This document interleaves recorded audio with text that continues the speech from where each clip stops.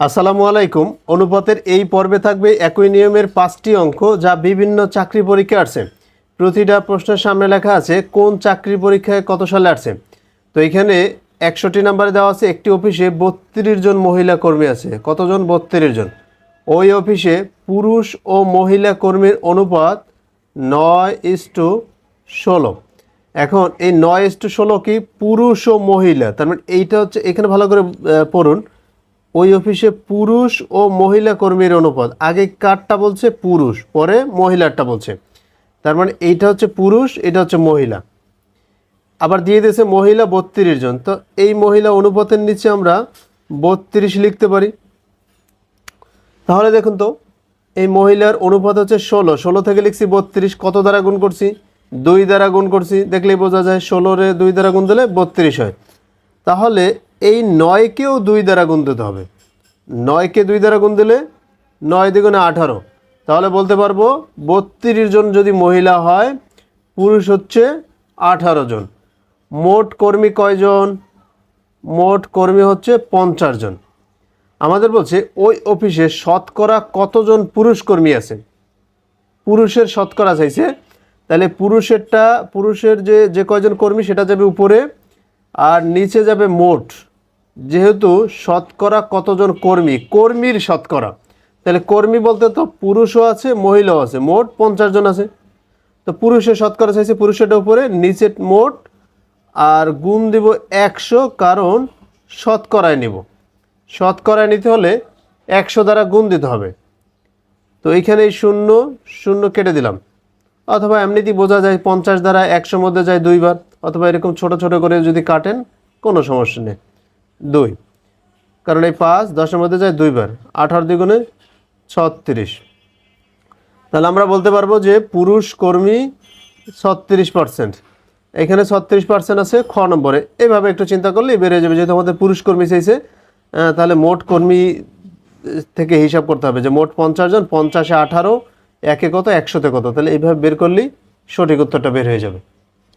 62 নম্বর দেওয়া আছে 2 জন ছাত্রের গণিতে প্রাপ্ত নম্বরের অনুপাত। 2 জন ছাত্রের কত অনুপাত? 3:1। প্রথম ছাত্র 5 নম্বর কম ও দ্বিতীয় ছাত্র 10 নম্বর বেশি পেলে তাদের অনুপাত হবে এত। এখন প্রথম ছাত্রের নম্বর এবং দ্বিতীয় ছাত্রের নম্বর আমরা জানি না।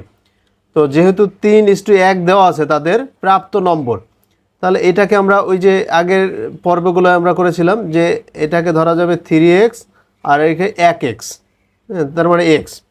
তাহলে আমরা প্রথম এবং দ্বিতীয় ছাত্রের এই গণিতে প্রাপ্ত নম্বরটা 3x এবং x ধরে নিতে পারি, কারণ আমরা জানি অনুপাতকে যে কোনো একটা নাম্বার দ্বারা ইন্টু করে দিলেই অ্যাকচুয়াল যে নাম্বারটা, রিয়েল যে নাম্বারটা, সেটা বের হয়ে যায়। যাই হোক, তো আমরা ধরে নিলাম প্রথম ছাত্রের গণিতের নম্বর 3x আর দ্বিতীয় ছাত্র x। এবার বলছে প্রথম ছাত্র 5 নম্বর কম, তাহলে প্রথম ছাত্র 5 নম্বর কম মানে কি? 3x minus 5। আর দ্বিতীয় ছাত্র 10 নম্বর বেশি পেলে তাদের অনুপাত হবে, তাহলে প্রথম ছাত্র থেকে 5 কমাইলাম, ইস-টু, মানে অনুপাত দ্বিতীয় ছাত্রের নম্বরের সাথে 10 বাড়াবো। যেহেতু বলছে দ্বিতীয় ছাত্র 10 নম্বর বেশি পেলে তাদের অনুপাত হবে, অনুপাত মানে এই যে ইস-টু, তাহলে সমান লিখতে পারি 2:1। এখন এটা ক্যালকুলেশন করি। তো উপরে যাবে 3x মাইনাস 5 আর নিচে যাবে x প্লাস 10, আর এইখানে 2/1, তার কারণ 2:1। এখন আমরা আর গুণ করব। তো 1 দ্বারা যখন এটার গুণ করব, এখানে আসবে 3x মাইনাস 5, কারণ 1 দ্বারা গুণ করলে এটা, আর 2 দ্বারা যখন গুণ করব ওই পাশে লিখব 2x প্লাস 10 দ্বিগুণে 20। এই 3x আছে আর এই 2x, তাহলে এই পাশে আসলে মাইনাস হয়ে যাবে, 3x মাইনাস 2x হয়ে যাবে, একটা x থাকবে, এরকম মুখোমুখি করা যায়। এখানে আছে 20 প্লাসের 20, আর এই মাইনাসের 5 ওই পাশে গেলে প্লাস হয়ে যাবে, তাহলে ওইখানে হয়ে যাবে 25। হ্যাঁ, তাহলে আমরা বলতে পারবো x এর মান কত? 25। x এর মান যেহেতু 25, হ্যাঁ, এই এখন এইখানে বসিয়ে দিই। এই 3x এর জায়গায় 25 বসিয়ে দিলে, এই যে x এর জায়গায় যদি 25 বসিয়ে, 3×25 = 75, এখানে হবে 75 আর এইখানে হবে 25। তাহলে তাদের প্রাপ্ত নম্বর হচ্ছে 75:25 আছে এই যে ক নম্বরে। তো এইভাবে সমীকরণ তৈরি করে একদম সহজে করে ফেললাম। 63 নম্বরে দেওয়া আছে একটি পেন্সিল এবং একটি কলমের ক্রয় মূল্যের অনুপাত 3:7। এই 3:7 এটা হচ্ছে পেন্সিল, এটা পেন্সিলের ক্রয় মূল্য, আর এটা হচ্ছে কলমের ক্রয় মূল্যের অনুপাত। তাহলে আমরা এই অনুপাত থেকে লিখতে পারি যে ধরলাম পেন্সিলটার ক্রয় মূল্য 3x আর কলমটার ক্রয় মূল্য 7x, যেহেতু অনুপাত দেওয়া আছে। ওকে, তাদের বিক্রয় মূল্যের অনুপাত দেওয়া আছে 1:4। এই যে 1:4 দেওয়া আছে, এটা হচ্ছে বিক্রয় মূল্য। এখন এটাকে আমরা এই যে 1 আছে, তাহলে এটাকে y ধরলে পরেরটা হবে 4y। হ্যাঁ, এই যে 4y। তা এটা হচ্ছে ক্রয় মূল্যের অনুপাত আর এটা হচ্ছে বিক্রয় মূল্যের অনুপাত। এরপর আমাদের বলছে যদি পণ্য দুটি বিক্রয় করে লোকসানের পরিমাণ সমান হয়, তার মানে পণ্য দুটো বিক্রয় করে লোকসান হয়েছে। এটা হচ্ছে পেন্সিলের আর এটা হচ্ছে কলমের। তাহলে পেন্সিলের এইটা ক্রয় মূল্য, এটা বিক্রয় মূল্য। যদি লোকসান হয় মানে লস হয়, তাহলে ক্রয় মূল্য বেশি আর বিক্রয় মূল্য কম, কম টাকায় বিক্রি করছে। তো এইখানে আমরা লিখতে পারবো 3x মাইনাস ওয়াই লিখতে পারি। এই যে 3x মাইনাস ওয়াই, কারণ পেন্সিলের এইটা ক্রয় মূল্য, এটা বিক্রয় মূল্য, বিক্রয় মূল্য ছোট যেহেতু লোকসান হয়েছে। এটা হচ্ছে পেন্সিলের লোকসান। তদ্রূপ কলমের ক্ষেত্রে এটা কলমের ক্রয় মূল্য, এটা বিক্রয় মূল্য, বিক্রয় মূল্য ছোট। তাহলে আমরা লিখতে পারি 7x মাইনাস 4y, যেহেতু লোকসানের পরিমাণ সমান বলছে। এখন এটা ক্যালকুলেশন করি।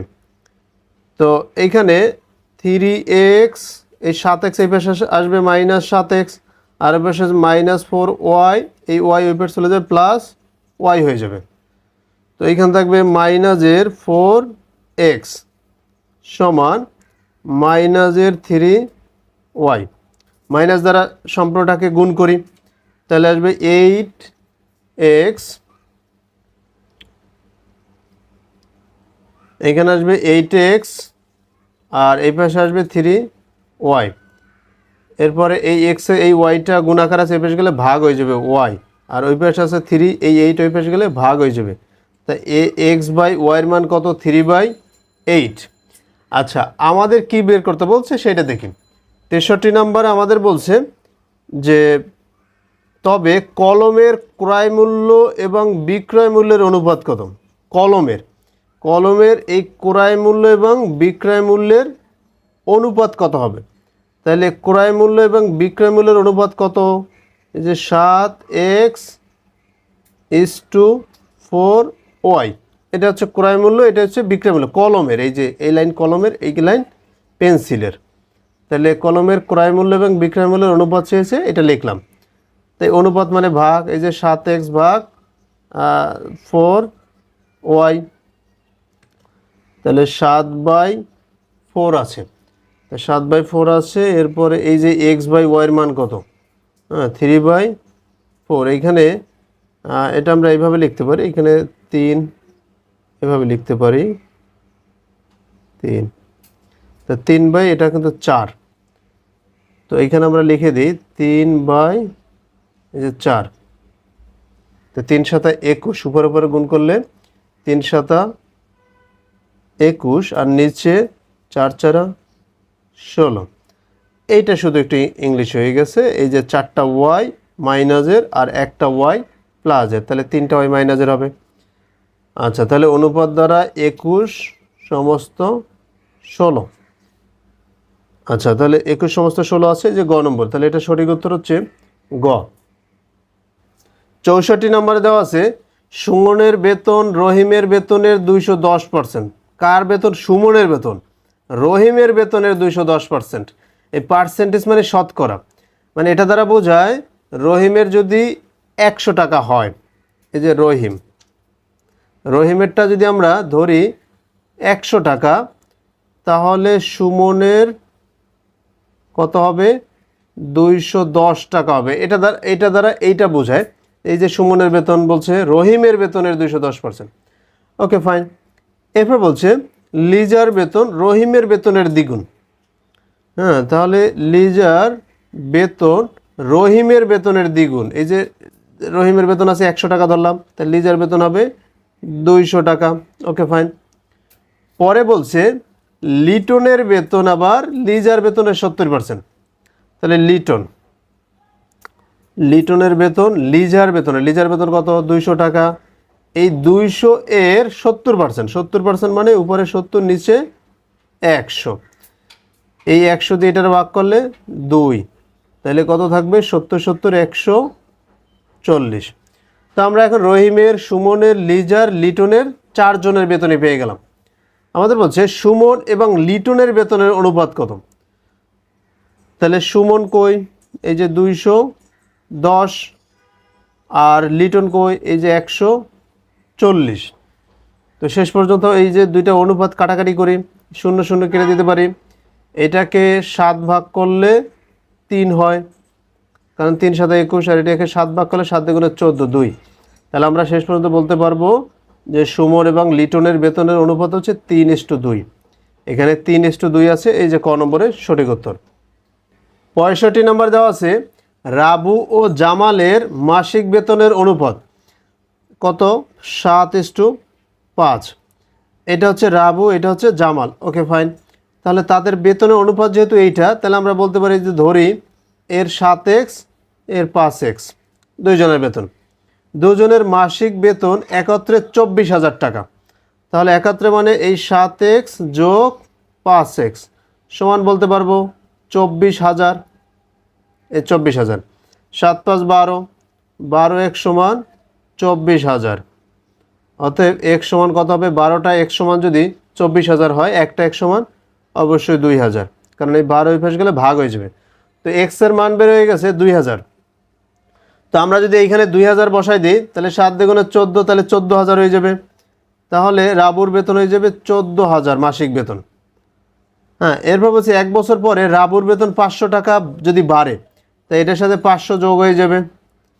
হ্যাঁ, এরপরে আবার বলছে জামালের বেতন 350 টাকা যদি বাড়ে। জামালের বেতন কত?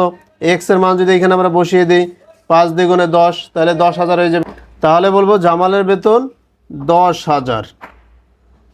জামালের বেতন বাড়ছে কত 1 বছর পর? 350 টাকা।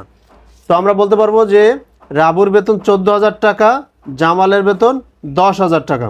তো 1 বছর পর রাবুর বেতন বাড়ছে 500 আর জামালের বেতন বাড়ছে 350। তখন 1 বছর পর তাদের বেতনের অনুপাত, এই জন্য এই যে রাবুর বেতন আর এই যে জামালের বেতন, এই যে মাঝখানে দিয়ে দিলাম অনুপাত সাইন।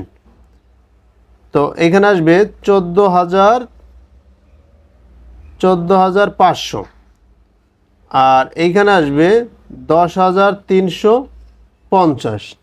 এরপর আপনি কাজ করেন, এই 0 0 কেটে ছোট করলাম। এরপর যেহেতু এটা শেষে 0 আছে আর এটা শেষে 5 আছে, তো এটাকেও 5 দ্বারা ভাগ করা যাবে, এটাকেও 5 দ্বারা ভাগ করা যাবে। তো আমরা এটাকে যদি 5 দ্বারা ভাগ করি, তাহলে আসে 5 14-র মধ্যে যায় 2 বার, 5 দুগুণে 10 থাকে 4, আর এই 5 দিলে 45, 5 দিলে 5 নং 45, আর সামনে একটা 0 0 দিয়ে দিলাম।